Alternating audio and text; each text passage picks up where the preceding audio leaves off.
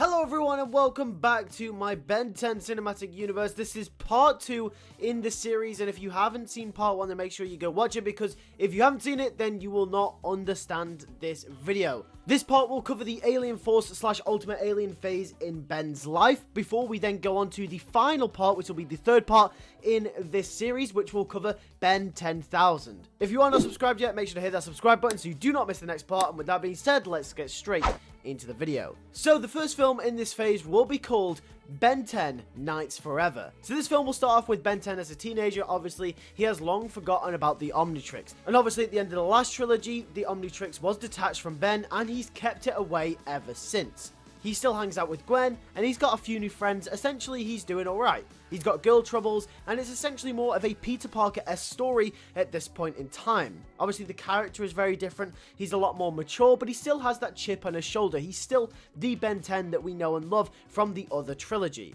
Unlike Ben, Gwen is actually still using her powers. She will be using her magic and nurturing it. And by the end of the trilogy, she will be more powerful than ever.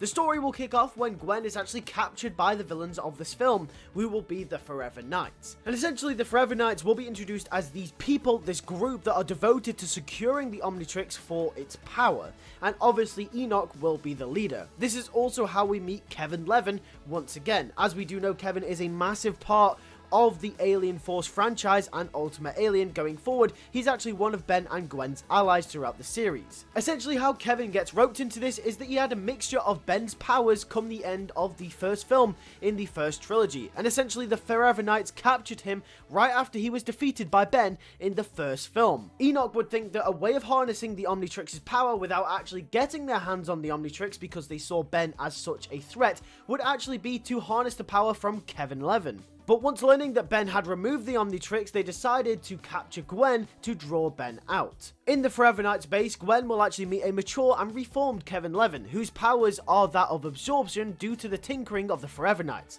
Essentially, over the last 5 years, Kevin will have become a good guy, and now a big part of his character will be the trauma that he suffered throughout the 5 years or so that he spent at the facilities. Essentially, the Forever Knights will have been experimenting on Kevin throughout the past 5 years, trying to harness the powers of the Omnitrix. And due to this experimentation, Kevin will have regressed back to his human form. However, he will still have absorption powers.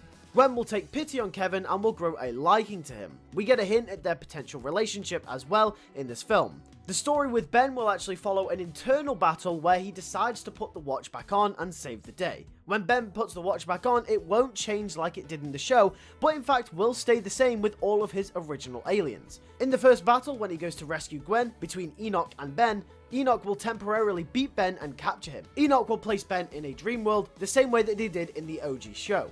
Ben will relive Grandpa Max's death over and over again. Enoch will try and remove the Omnitrix from Ben. This tinkering with the Omnitrix is actually what transforms it into the Alien Force version of the watch that we know from the show, giving Ben 10 brand new aliens. Gwen and Kevin will work together to escape and save Ben. Although reluctant at first, Ben will team up with Kevin along with Gwen to defeat Enoch and the Forever Knights and escape the facility. Moving on to the next film, we move on to Ben 10 Light and Dark. This film will follow the three protagonists as they get to know each other. A year will have passed since the first film, and Ben and Gwen will be 16 and Kevin will be 17 years old. In a short montage catching us up, we will get to see the relationships improve between Ben and Kevin. However, Ben is still pretty wary and still doesn't fully trust him. This film will also have a heavy theme of love throughout, as Gwen and Kevin will be hinting on that relationship. However, the obstacle for them will be Michael Morningstar, who will be the villain of the film. Instead of adapting this villain's motifs like I've done previously, Michael will actually be ripped straight from the source material. He will be a kid of an ex-plumber, which is how he will get to know the main three protagonists, although they meet throughout high school. Michael has powers which will require him to drain the life force of other people. As a charming and charismatic guy, he will charm girls from his high school before turning them into zombies and draining them of their life force. Sensing that Gwen has way more power than he's ever seen before because of her magic powers, she becomes his next target. As Gwen falls for his charm, this will put a rift between her and Kevin. Whilst also being slightly naive and not fully trusting Kevin, Ben is a lot more relaxed with Gwen and Michael becoming an item, because of how trustworthy Michael seems on the surface. Which leads perfectly into Kevin's arc in this film, which is him being determined to prove that he is reformed.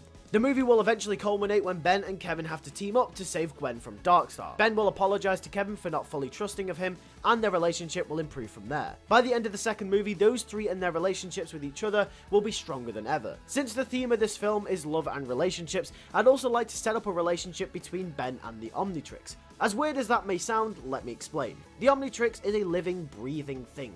It's almost like an actual character. It's the most powerful and intelligent device in the universe, and coming towards the halfway point of the universe's overarching story, I do believe that we need to start delving more into the wacky side of the Ben 10 lore. The Watch and Ben will have this on and off relationship where Ben at first is annoyed that the Watch's new features were unlocked, and has to get to grips with using the new aliens, since all the old ones are now gone. The Watch will still transform him into the wrong aliens just like in the OG trilogy, and at the worst of times as well, and there will be an unhealthy connection forming between him and the Watch. The Omnitrix will almost become its own character during this film, as I mentioned. Eventually, Ben will figure out that the Watch only has Ben's best intentions in mind, and always transforms him into the alien that he currently needs, not the one that Ben thinks he needs. This would also parallel how Kevin only has Gwen's best interest at heart too.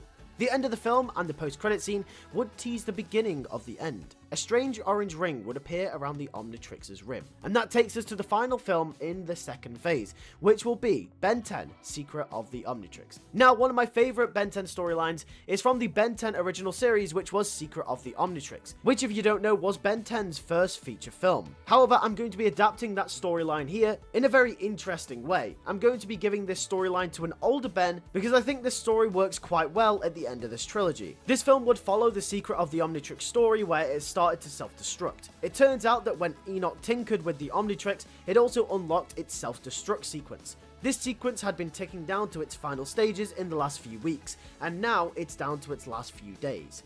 This film will test Ben's knowledge, maturity, and emotional capabilities. This will be the darkest Ben 10 film out of them all. Like the actual Secret of the Omnitrix animated film, the more that Ben uses aliens, the more it accelerates the destruction. Ben has to use his powers sparingly, relying only on his human form and his own intelligence to get him out of certain situations, which could also reflect his character growth throughout the two trilogies, as Ben has grown to be more tactical and a better character for it. However, when it comes to the actual physical fighting, Gwen and Kevin will do most of the battling and heavy lifting in this film.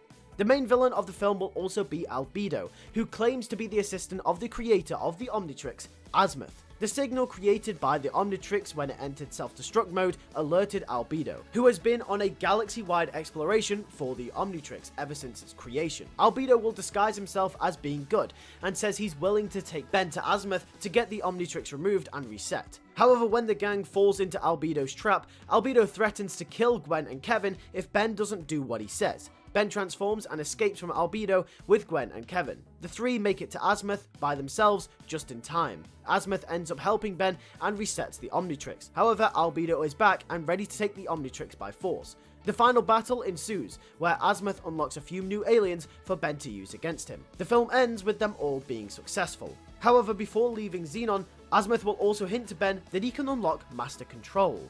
But that is for another day. That is it for Phase 2. If you guys enjoyed this video, make sure to hit a like on it, and also make sure to subscribe if you are new around here.